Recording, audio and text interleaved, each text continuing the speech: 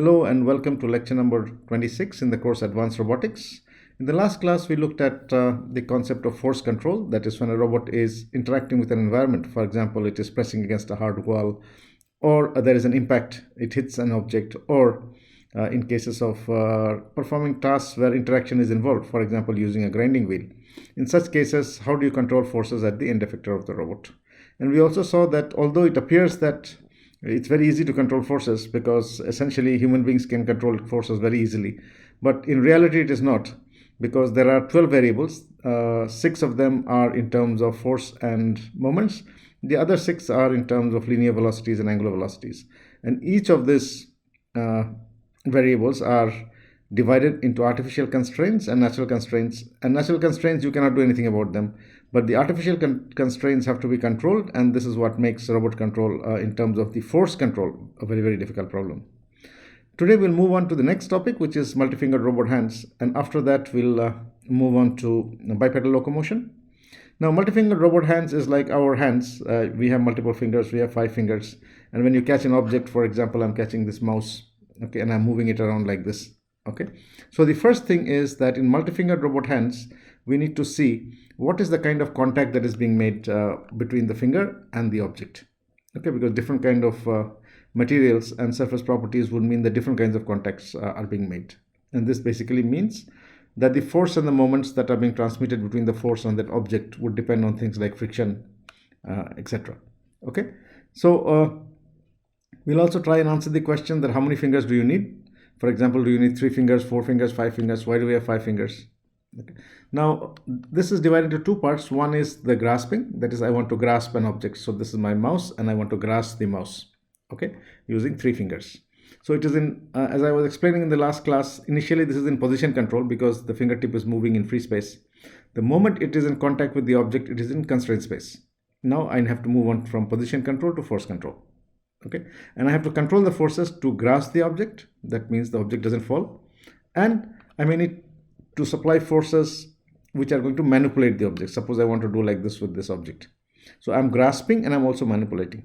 Now for that you need multi-fingered hands, okay, because you cannot catch an object with 2 fingers and try and manipulate it. You'll not be able to apply all kinds of motion on the object. Okay, so today we'll start off our discussion with multi-fingered robot hands, and then we'll move on to the next topic, which is bipedal locomotion. So we start off our discussion on multi-fingered robot hands, and as I was explaining that multi-fingered robot hands, the complete application can be divided into 2 parts. One is I am giving you an object, let's say this cube or a cuboid, and I have multiple fingers, and I'm supposed to catch this object with multiple fingers. Okay, so that is one. Now, after I catch it, that means I basically need to grasp it so it does not fall. Number 2 is I need to manipulate it. Now, so this is divided into 2 parts, grasping and manipulation. So we'll see, and we'll try and answer these questions like how many fingers are required, what is the fingertip contact, how can you control an object, how can you control the velocity of an object by imparting velocities at the fingertip and things like that. Okay, so let's start off with discussion on multi-fingered hands. Now there are some very famous hands which have been developed over the years, and one of the most famous hands is called the Salisbury hand, which was developed by Salisbury at Stanford University, and it has 3 fingers. So you can see that it has 3 fingers. Okay, so there are 3 fingers, and each of the fingers have 3 degrees of freedom. Okay, so there is each finger has 3 degrees of freedom. Okay, so as a whole, in total, this 3-finger hand has 9 degrees of freedom. So it is 9, 3 into 3, which is 9 degrees of freedom hand. Okay, and this can hold an object, like it is being shown here, that this 3-finger hand is holding a nut. Okay, now the 3-finger hand can grasp the nut, and it can also manipulate the nut. For example, it can rotate the nut about this axis. Okay, now how is the fingers actuated, or rather, before I go to the actuation, what are the degrees of freedom? So the first degree of freedom, if you can see, is this one. So it is about that axis 1, this is the second one 2, and there is one which is orthogonal, which is here. That is my 3 degrees of freedom. Okay, so this is 1, 2, and there is one down there which is 3, like this, and like this. So there are 3 degrees of freedom. Now at the fingertip contact, it is making contact, the fingers are making contact with the object. Now, depending on whether there is friction, there is no friction, whether it is soft or it is hard kind of contact, different kind of conditions will apply. For example, can it apply forces, moments? Can it apply, what are the various forces and moments it can apply, and things like that. Okay, so now the next is, how is this being actuated? Now in the Salisbury hand, it is actuated by cables. The actuation is by using cables and motors. So you can see that the motors are somewhere at the back, and these are cables which are connecting. Okay, so at each of the joints there are going to be pulleys. So I can explain it this way. Well, I think there is a figure here. Yeah, this figure shows the cable drive of the fingers of the Salisbury hand. So at each of the joints there are pulleys. So this is a pulley now. Okay, and the cables go around the pulleys like this, and they're attached at one end. Okay, and how are they actuated? So this cable will go from here, go around, and then go to the motor on the other end. So this is being connected to the motor. So let's say there is a pulley here which is at the motor. Okay, so this is rotating about like this direction. Now the fingers or the joints of the fingers are actuated by cables which are actuated by motors which are kept at a distant location. So each of the cables, for example, if you look at a let me say this is a cable going through a pulley, and this is a tension, this tension T1 and this is T2. Okay. So when this cable is pulled in this direction, for example, if the cable is pulled in this direction, what is going to happen is this joint is going to rotate. So if the joint rotates, the fingertip is going to rotate. So if I put my fingertip here, okay, then this fingertip will have this kind of a motion. So this is how cable drives work, that there is a tension which is provided at one side of the cable, and then the motor rotates, the cable is pulled, and the corresponding pulley to which it is connected rotates, because of which the joint rotates. So these are basically called cable drive systems, and the Salisbury hand is basically operated by motors and cables.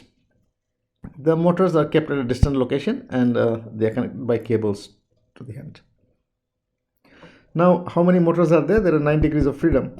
So there are 9 motors, and what we can do is by applying different tensions on the cables, the hand can perform different motions. Okay, so we are changing the angles of the hand by essentially moving the motors which are stretching the cables in a particular direction. Another hand which is very famous is called the Barrett hand. Okay. The Barrett hand has 3 degrees of has 3 fingers. So this also has 3 fingers, and there are 3 degrees of freedom in each finger. What are the 3 degrees of freedom? There is one here like this, there is one there which is like this, and there is 1 degree of freedom where the whole base can move along that.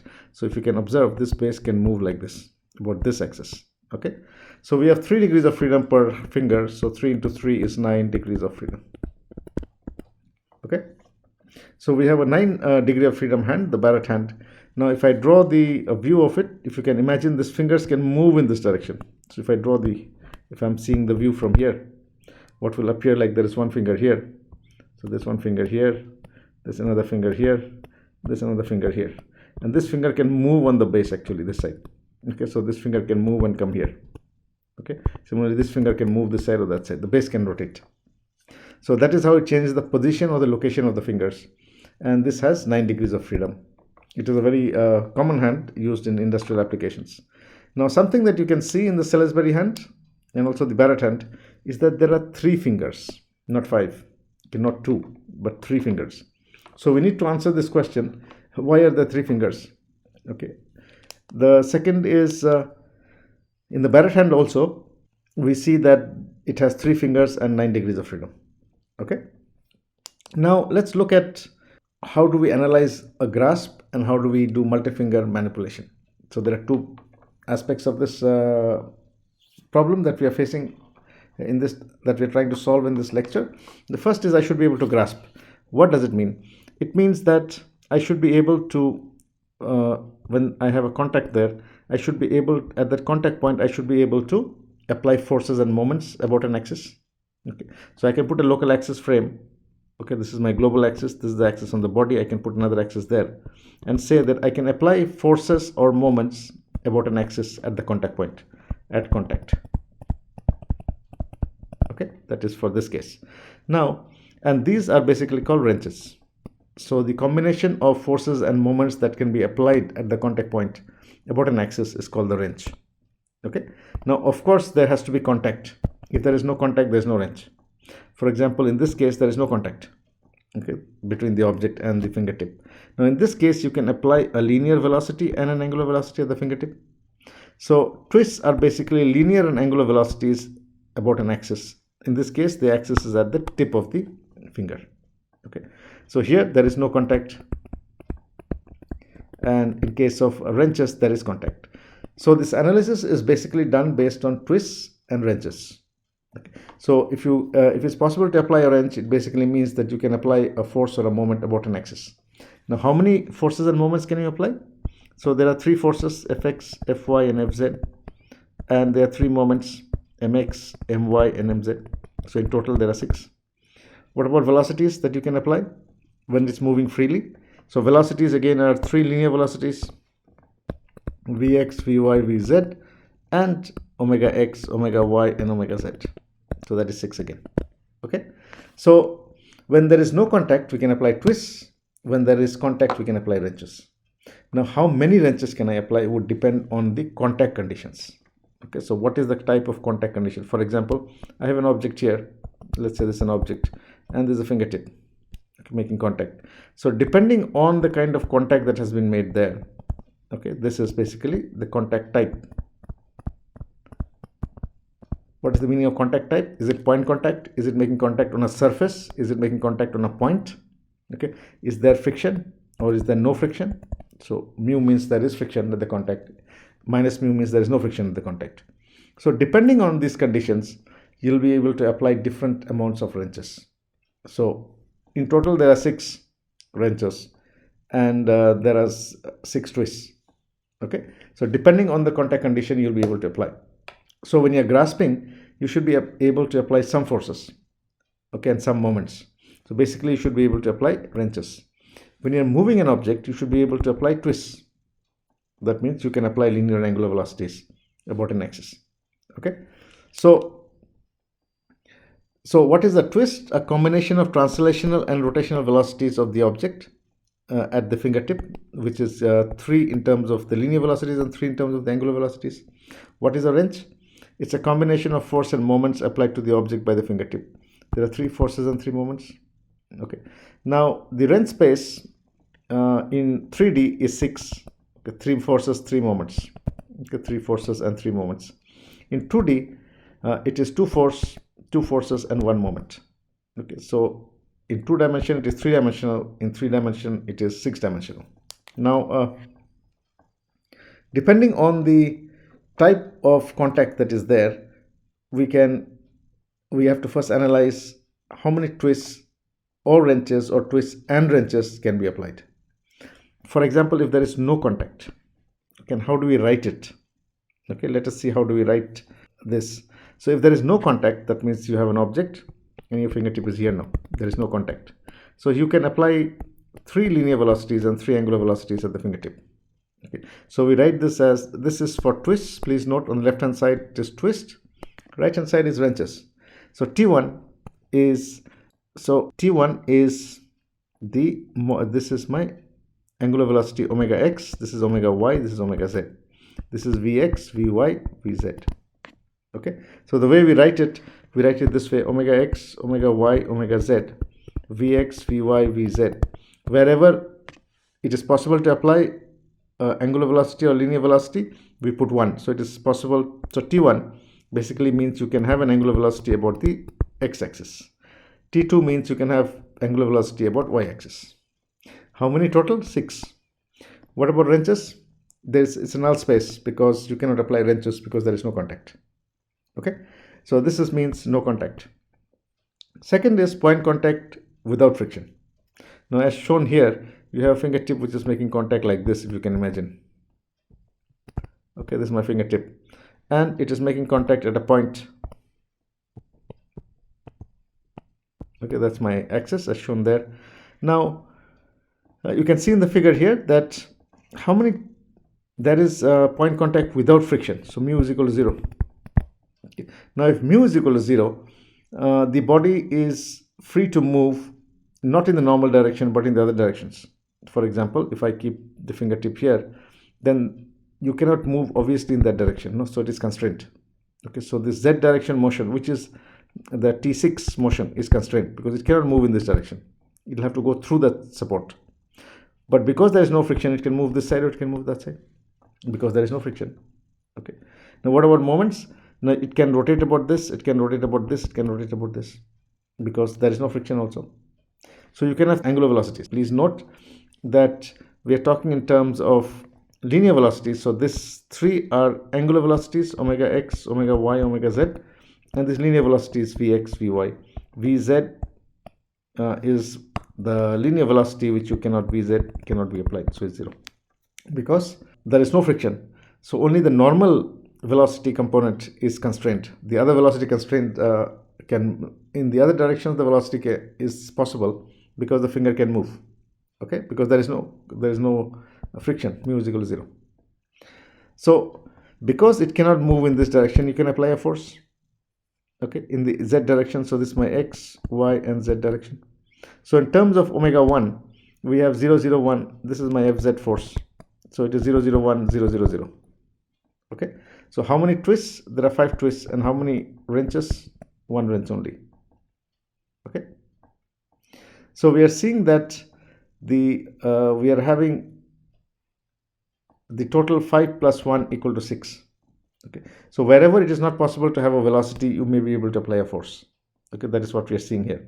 In the z direction, vz is equal to 0, so you can apply a force there because I can press in this direction and apply a force. That's where this wrench is coming from. Okay, so you can apply a force 0, 0, 1 about the z axis. Okay, so there are 5 twists and 1 wrench. Now the same if you look at point contact with friction. Now mu is there. Okay, now if friction is there, it basically means that if you can imagine that there is a contact here and there is friction, so there is a normal force and there is going to be a reaction force. Okay, so F by N is equal to mu is equal to F by N. Okay, so if you have a force in this direction, there will be a normal reaction in that direction. Okay, so which basically means that the motion is constrained in that direction. So there is no motion in the x direction. There is no linear velocity vx, vy, and vz. It's not there. So this point contact with friction, where the fingertip is making point contact and there is friction. So mu is there. What motions are possible? The only motion that is possible is that you can rotate about this axis. So you can have an angular velocity. So t1, t2, t3, so omega x, omega y, and omega z are there. Now because mu is there, you can apply a force in this direction. There is a resisting force in this direction and this direction. So all the 3 forces are possible. Okay, so this basically tells us that all the 3 forces Fx, Fy, and Fz are possible. Okay, so this is in terms of the forces, omega 1, W1, W2, W3. These are forces in the x, y, and z directions. Angular velocity, can you apply a moment? No, you cannot apply a moment because it's a point contact. About a point, you cannot apply a moment. Now in the previous case, we saw there was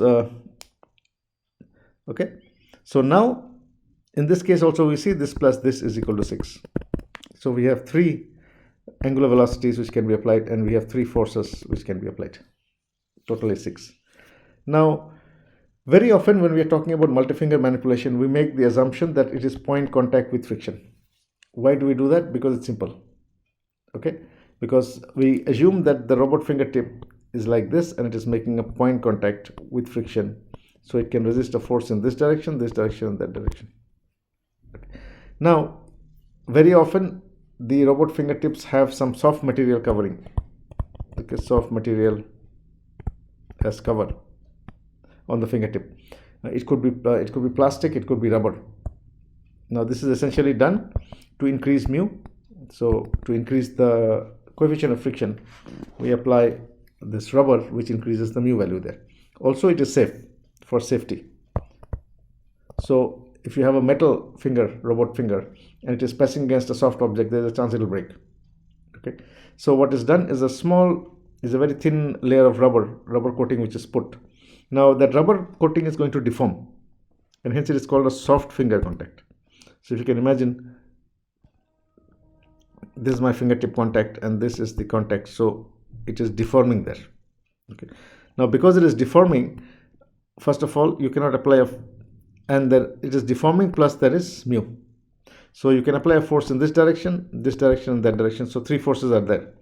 Plus, because it is deforming, it is surface contact now, you can also have a resisting moment there about the z-axis. Okay, so in terms of what is allowed now is you can have a moment about the x-axis and the y-axis. You cannot have a moment about the you cannot have an angular velocity, sorry. You can have angular velocity about the x-axis and the y-axis, but not about the z-axis. So this is omega x, omega y, and omega z is equal to 0. So there is only two which are possible. In terms of forces and moments, I can apply three forces about the x, y, and z axis. These three are possible. It was the same case where you had a point contact with friction. But now we are, because there is a deformation there and there is surface contact, what is happening, we can also resist a moment there. Okay, so this is my moment about the z axis. So this is fx, fy, fz, and this is omega z. Sorry, not omega z, we can call it mz, which is the moment axis. Now sum of this plus this is again equal to 6. So depending on the type of contact that is there, we have to first find out the, so let's go back and look at the fingertip again. So depending on the kind of contact that is there, here, for example, here, we need to see what kind of contact is there. Okay, is it point contact with friction? If it is point contact with friction, then it can apply one force. No, sorry, it can apply three forces, fx, fy, and fz direction it can apply, and no moments. Okay. But if it is soft finger contact, we will end up with one moment also, which will become mz. Okay, so depending on how many forces and moments are there would depend on the type of contact there. Now, obviously, what is the point in this discussion? If you're thinking, the point in the discussion is, so the point in the discussion here is if you are catching an object using three fingers here, here, and here. Okay, in that case, you are applying forces and moments at the fingertip here. That is how you're constraining the object, right? So you need to know what is the contact condition, because that determines how many forces and moments you can apply at that point. Okay, so for static equilibrium, this object can have, let's say it has mg in different directions. So you need sigma f x, y, and z to be 0 and moment x, y, and z to be equal to 0. Okay, so what we have seen is that, what we see is that for static equilibrium, I need to know how many forces and moments can be applied at the fingertip. And that is what determines whether the object is in static equilibrium or not. Now, if I want to move the object, suppose I want to rotate this about this axis. That means I want to manipulate it. So I have to apply forces, moments at the fingertip in order to achieve that motion. In that case also, I need to know how much forces, moments can be applied at the contact condition. So it is completely determined by the contact condition, the type of contact, and whether friction is there, not there, or whether it is soft. Okay, so now I hope you understand what is the need for this analysis of twists and wrenches, because this is what determines how many forces or moments can you apply at a fingertip to grasp and then to manipulate. To manipulate, you may be able to, you may need to apply velocities. Okay, so this again is a constraint which basically tells us, depending on the contact condition, how many forces, moments can be allowed and how many twists are possible. Okay, so the most commonly used one is point contact with friction, okay, which means there are three forces which can be applied. Now, we talked about grasping, okay, but grasping is an English word. Okay, now what do you mean by grasp mathematically? Now, by grasping, we can mean that whether the grasp is in closure. What is the meaning of closure? It means that it can resist disturbances. Okay, so what I mean here is that I have a cube, again the same example, I have a cube, I want to hold it with three fingers. Okay, so I have three fingers, one here, another one there, another one on that side. Okay, now this has to resist the weight of the object, plus when it is moving, suppose the robot is moving, there will be acceleration forces, mass into acceleration forces will come, inertia forces will come. Okay, So the inertia forces, Coriolis centrifugal force will come, and there is a gravity force which is here. Okay. So it has to resist these forces, and hence this is some kind of a disturbance on the system now. So complete restraint and internal forces are basically for restraining the object, how much force is required, and to ensure closure, can it resist all kind of disturbances? That is the question which we are trying to look at. Okay, so not only must it be stable in the sense that when you grasp it, it shouldn't fall off, but it should be able to resist disturbances. Now, even if the rank of the matrix of the screw coordinates is 6, a subset of disturbances acting on the body can be resisted by the grasp. Okay, only a, let's call this so only a subset of disturbances acting on the body can be resisted by a grasp. Let's look at this example. Okay. So here we are catching the object here, here, and here. Is it stable? What is the meaning of stable? Here stable means can it resist all disturbances? Okay. Now, if you see this, it's very clear that if I apply a force in this direction, okay, what is going to happen? There will be reactions in that direction, and this is stable. So whenever I apply a force like this, like this, like this, these are forces I'm applying on the object or disturbances. It will not, the grasp will not break, or the contact will not break. That means it will still be in grasp because there is opposite and equal reaction from these sides. Okay, but the moment I give a disturbance in the other direction, say for example, if I start giving a disturbance in this direction now, then the box will immediately come out. Okay, this contact will break. That you can imagine, right? That means this grasp of this square object by 3-point contacts, we can say 3 fingers, is stable only for some disturbances. Okay, so this fellow is stable.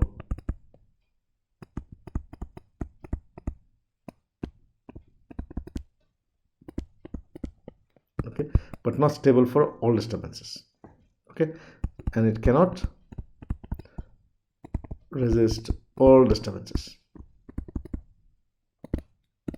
Okay, which means in this direction it's okay, but the moment I do it in that direction, it will come off.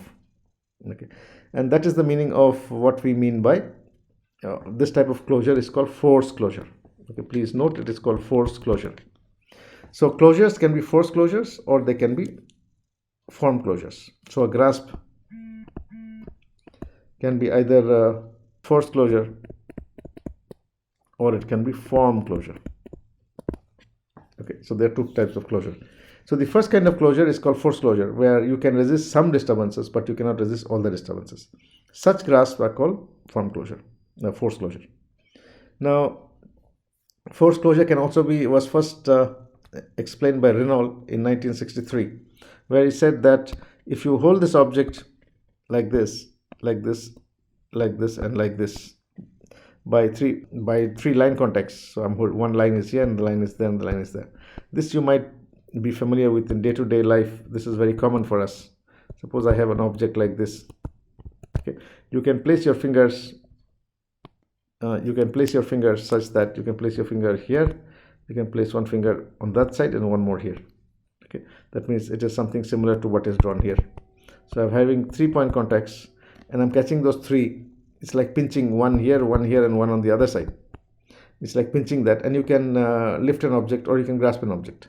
Okay, and this is stable only if the force is in this direction now. Okay, so if it's pressing against the contact, then it is stable. But the moment the disturbance comes in the other direction, okay, suppose I force it in that direction, it will immediately break. Okay, so if in this case, if I force it like this, the grasp will come off. Okay, this is basically what we mean by a force closure. So it can resist a small subset of forces of disturbance forces. Okay,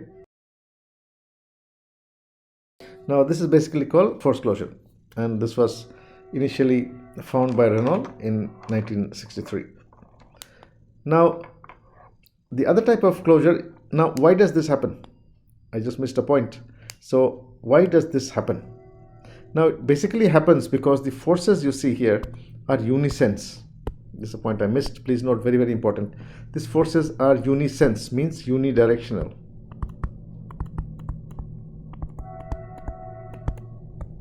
Okay, these forces are unidirectional. That means they can only, if there is a force in this direction, it can give a reaction. This contact here this contact cannot produce a force in that direction. Okay, similarly, when the object is holding, look at this example here. When the object is being held by a three-finger hand, the fingers can press there, but the finger cannot apply a force in the reverse direction. Okay, that you should be very clear from, and it's very easy to understand that. So if I look at the example here, okay, suppose I place an object here like this. Okay, this is an object. At the contact point, the finger can apply a force in that direction. That's okay, but the finger cannot apply a force in this direction because it's a unisense force which is being applied, or unidirectional force which is being applied. Unidirectional which is being applied, and because of which we end up with this condition of force closure. Now, so the other kind of closure that can resist all kind of disturbances, basically what we call form closure. Okay. Now, if the collection of wrenches, bidirectional, unidirectional, acting on an object can resist arbitrary disturbance wrenches, then it is supposed to be form closure. And this was found by Lakshminarayan in 1978. Okay. So he observed that for 3D objects, you need 7-point contacts without friction to have form closure. Okay, say for example of form closure, if I say in 2D, let me take the example of 2D here. In 2D, suppose I have a rectangle like this. Okay, then the question is, in order to resist all disturbances, how many fingertip contacts do I need without friction? So I need one here, one here, one here, one here. So that means I need 4. Okay, so 4-point contacts without friction are required for form closure in 2D. Whereas in 3D, you need 7. This is point contact without friction. Okay. Now, if you have seen this, if you have thought of this, we could have also had the finger placement like this. I could have placed the finger here, here, here, and here. That's also form closure. But you cannot have this closure with less than 4. Suppose I have only 3. What will happen is, because there is no friction here, so this can only apply forces like this, like this. So this side is fully free. So this object can move in that direction. So if there's any disturbance like this, the object will move. Whereas the moment I put a finger here, what is going to happen is it will get locked. And sorry, if I put a finger here, it will get locked. And now, irrespective of which direction disturbance you give, it is locked now. Okay, the object will not move. So Lakshminarayan was the first who showed, you can prove it very easily actually by looking at conditions of sigma fx y z equal to 0 and mx my mz equal to 0. From this we get this condition and this condition. So for point contact without friction, you need to have 7-point contacts for holding a 3D object in form closure, and for 4-point contacts in 2D are required for form closure in 2D case. Okay, please note that. Okay, now we talked about grasping. Now grasping forces are required to just maintain the grasp, and these are sometimes called internal forces. So 2 fingers having point contact with friction constraining an object, a particular solutions. So we have let's say we have point contact with friction. So this is an object. I might have explained this in some other context in one of the earlier lectures. So I have 2 contact points and I have friction, so I can apply friction like this. So it is fx1, fx2, fy1, fy2. This is my x-axis, that's my y-axis. Okay. Now suppose there is a disturbance force which is acting there. Let's say the weight of the object and disturbance, whatever. This is 2D case. So disturbance is fx, fy, and mz. These 3 are possible, right? Because it is a 2D case. So in this case, if I write for static equilibrium, so let me say 2D case, 2 fingers, point contact, no friction. So this basically means, with friction, point contact with friction. Because there is friction, there is this normal reaction. Otherwise, there will be no normal reaction. Now, for static equilibrium, what do we do? for static equilibrium, sigma fx, fy and fz is equal to 0, okay, and mx, my, mz equal to 0. Okay, so for static equilibrium this condition has to hold, so which means sigma fx equal to 0 means forces in the x direction are equal to 0. So if I write fx, fy and mz here, then what do we get is I get this matrix 1 0 1 0 0 1 0 1 1 0 minus 1, and this is fx1, fy1, fx2, fy2. Okay, how did I get this? So sigma fx is equal to fx1 plus fx2 in the x direction. So sigma fx equal to 0 gives me this equation. So there is a force fx is there in the x direction, there is fx1 and fx2. So fx must be equal to fx1 plus fx2. Don't worry about the sign, signs get automatically adjusted. So I can write this as f is equal to w into c. Okay, so I can write this as w into c, where c is this matrix, w is this one, and f is this one. This is a 2D case. In 3D also exactly the same thing will happen, only this matrix will become 6 by 8. Here it is 4 by 4. Okay, so now I'm writing this as f is equal to c. Now what I need to know is I need to find c, fingertip contact. Fingertip forces required to grasp an object. That is the objective of this. That means I want to grasp this rectangular or square object. How much fingertip force is required? Suppose this is the, from here to here, length is 1 unit, length is 1 unit. Okay, so the question is what fingertip forces are required to grasp this object, which means essentially I need to solve this equation. Okay, so f is equal to w into c. So what I need to know is I need c, which is the fingertip force, and this is equal to w hash into f plus w into w hash minus I into lambda. This comes up as C particular solution plus C homogeneous solution, Cp plus Ch. Okay, so this is a generalized solution. If you note, in case you didn't note, this is a 3 by 4 matrix. Okay, so this is a 3 by 4 matrix. So if you want to take the inverse of this, you have to find the pseudo inverse, where W is given by the pseudo inverse, where W hash is the Moore-Penrose pseudo inverse.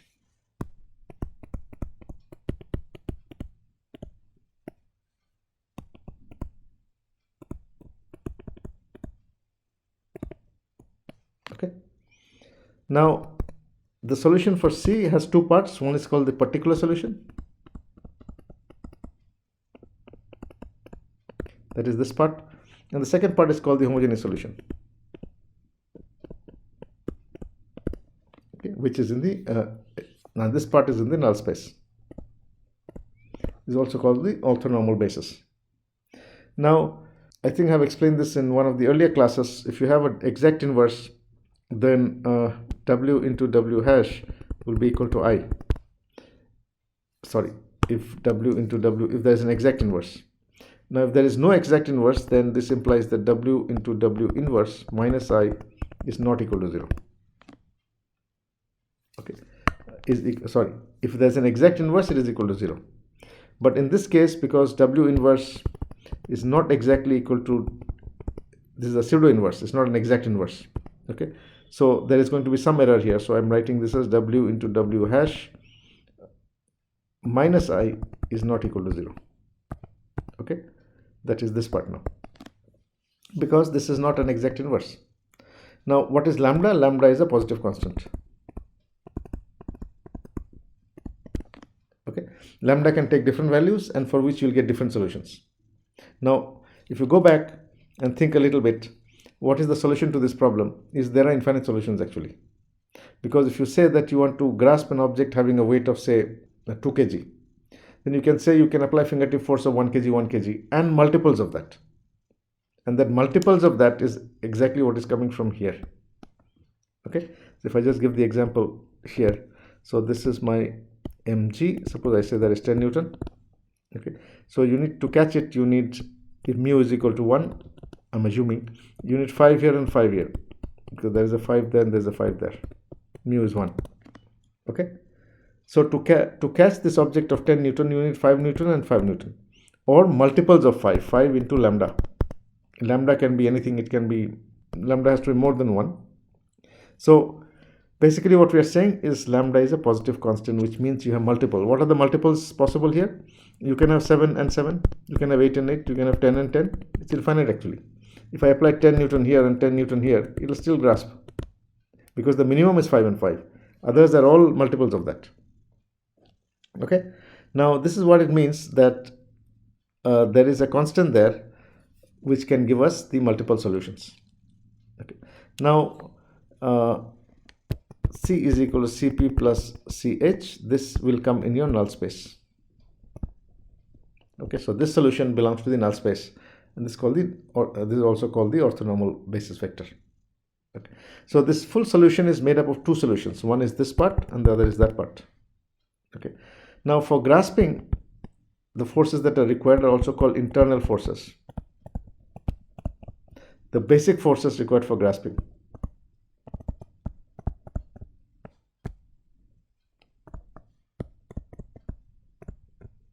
Okay, that means without these forces you cannot grasp. So let's go back and try and see this. If fx1 and fx2 become equal to 0, it basically means that there is no force. That means you cannot grasp. That means this force and this force cannot become 0. Okay, they have to be there irrespective of anything. Irrespective of what means, even if this becomes 0, okay, then also this fellow cannot become 0. That is an interesting, something very interesting. That even if the external force becomes 0, that means this part becomes 0. So your Cp becomes equal to 0. Ch is always not equal, is never equal to 0. Okay, because it's basically something like an error. Error of what? Error because this is not an exact inverse, so there is some error there. Okay, an error into lambda is the solution, and this is basically called internal forces. So which means they are going to be non-zero, and they are going to be there in the null space. Means you cannot measure them. Okay, so you cannot directly measure internal forces. So if I want to now manipulate an object, I come back to my original problem. I have an object here, and I have a finger here, I have a finger there, point contact with friction. I want to move this object in this direction with some velocity, 1 meter per second, just for example. So this involves two steps. Number one is grasp. That means there has to be some internal forces. There has to be some internal forces just to grasp. That means this force and this force is required. Plus I want to move in this direction. So additional forces required to move the object now. That is to manipulate the object, you need additional forces now. That means the total force would depend on internal forces, internal force plus manipulation force.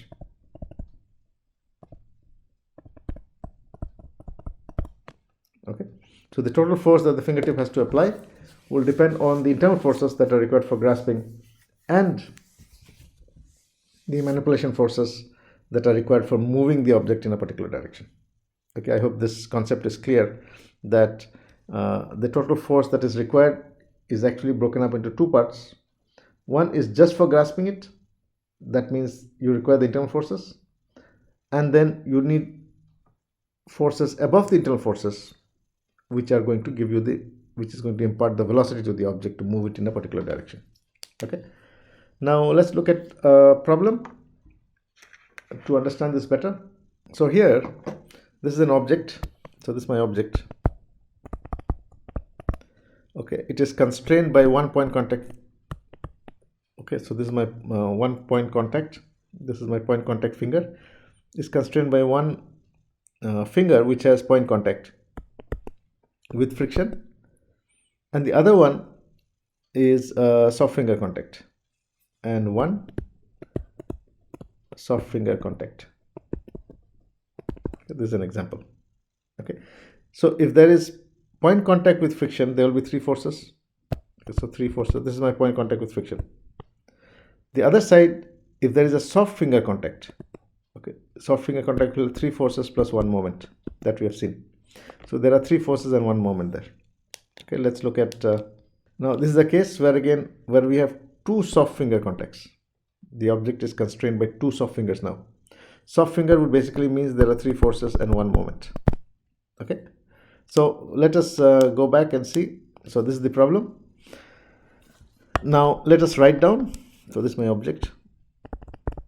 So we are given the x-axis, y-axis and the z-axis directions. The z-axis is pointing outward like that. That's my z. So x, y, z. Now omega 1, omega 3 and omega 4. Sorry, not omega, let's call it W. So there are 3 forces there, okay? We are just naming them W1, W4 and W3. On the other side, we have 3 forces, which is W2, W5 and W6. And we have 1 moment, which is W7.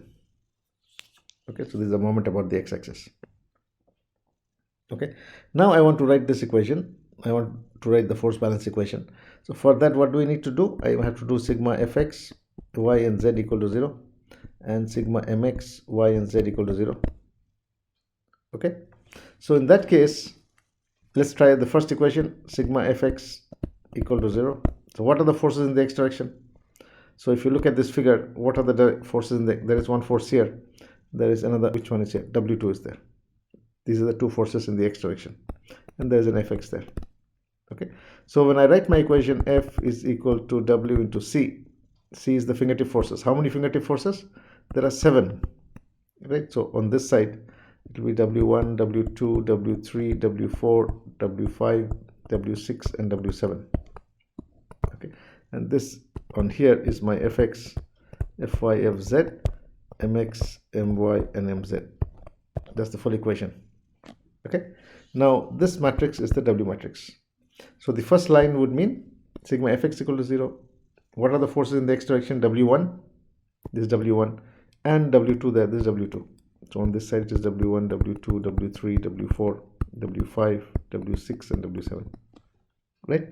That's how I get this one. Next is forces in the y direction. So what are the forces in the y direction? If you just look at this, this is y direction. So Fy is there. This Fy is equal to W3 plus W5.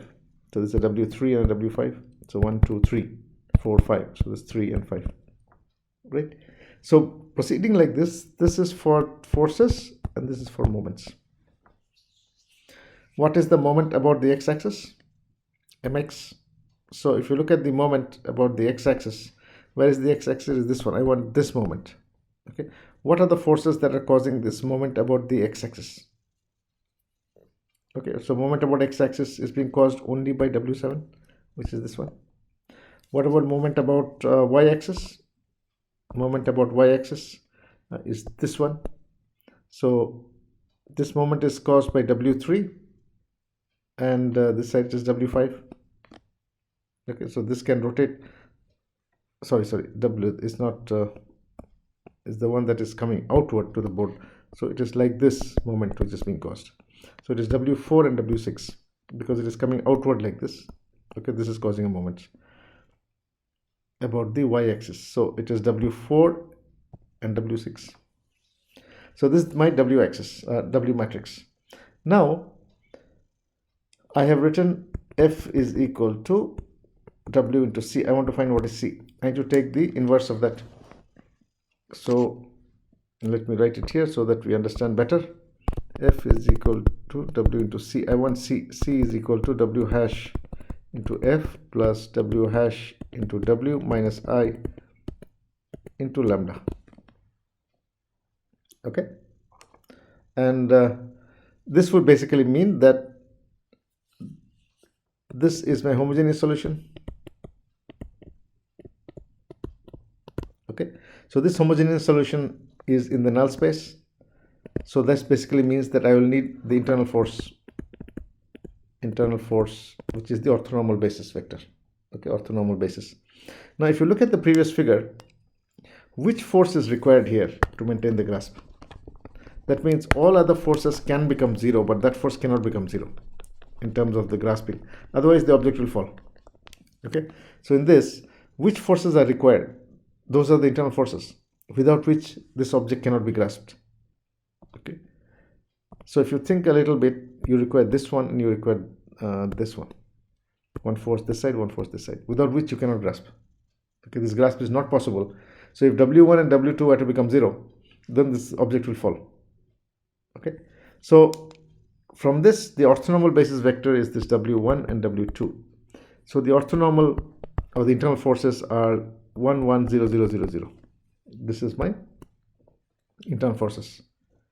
So the internal forces are always positive, and the graphs can be maintained against arbitrary disturbances. Okay, so this basically means that we are having internal forces which are given by. Now if I look at the second question, second problem that we're looking at, I hope this is clear to you.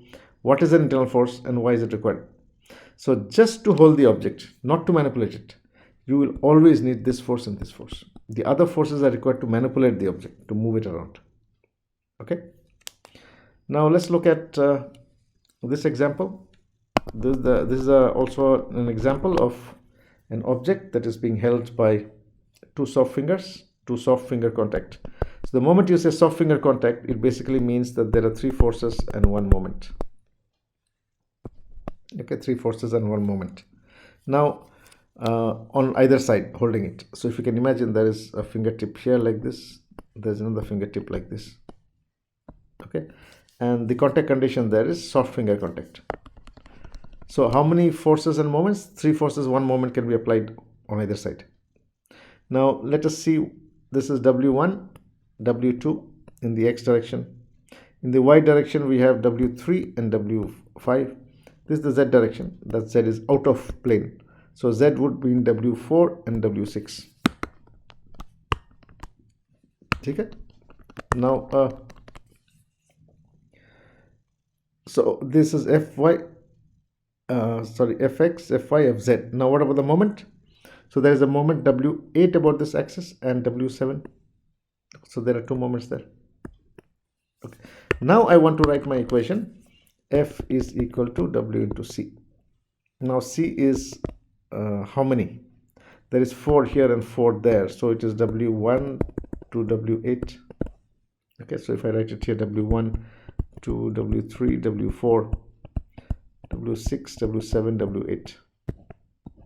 Okay, and on this side it is Fx, Fy, Fz, Mx, My, Mz.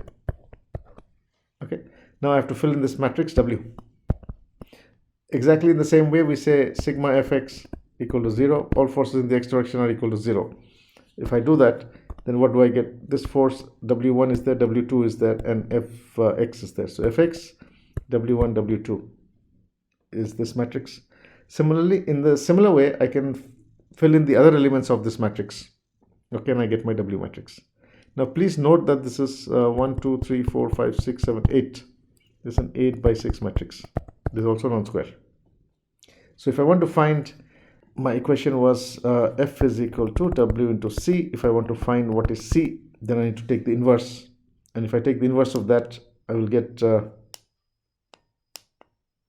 if I take the inverse of this, what I'll get is, the solution will be C is equal to Cp plus Ch, and Ch will have internal forces.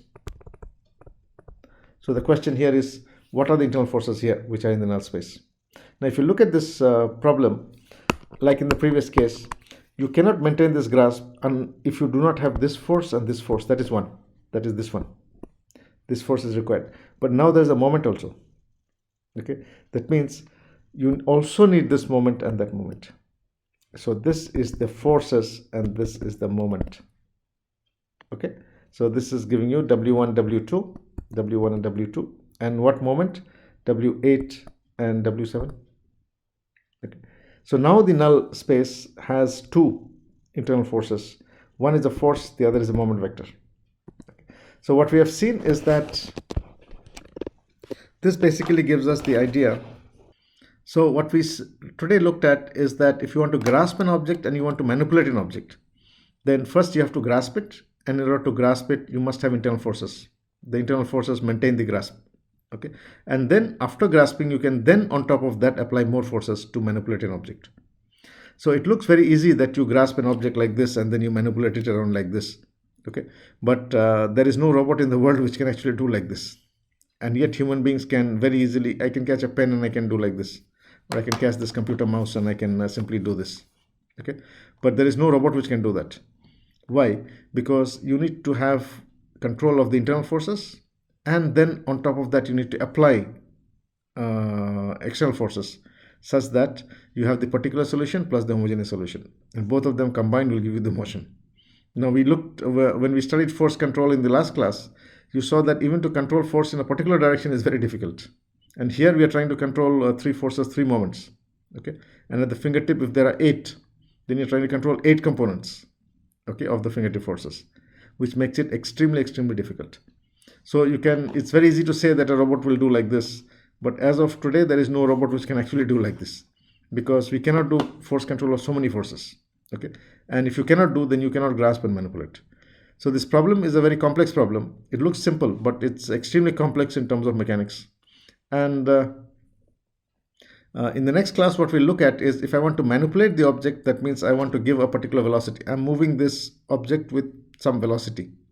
So I have to give some velocity in my fingertip, and the resultant of that is going to be a resultant velocity of the object. So what is the relation between the fingertip velocities and the object velocity?